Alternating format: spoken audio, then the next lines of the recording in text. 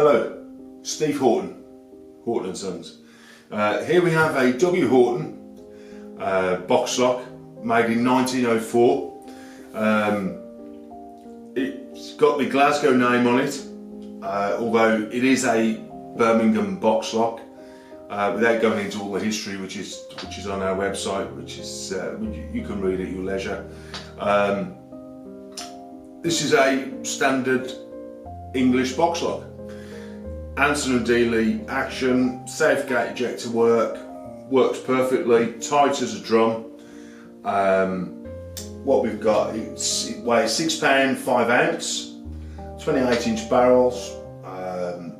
Stock is 15-inch at the heel, 15-inch at the centre, 15 3/4 at the toe.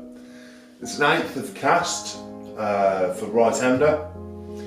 The wall thickness is 26 in the right, 27 in the left.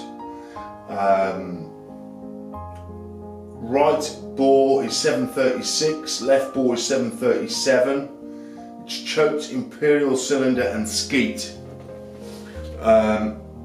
Balances on the hinge pin, as you can imagine. So it is a perfectly good, usable gun. Nice bit of wood, bit of tiger stripe in there. This has a bit of history to it. So my family used to make guns for the previous Queen Mother and her father, Claude Bowes Leon. And he bought about 15 guns off us, and he always had his coat of arms as a oval in the stock.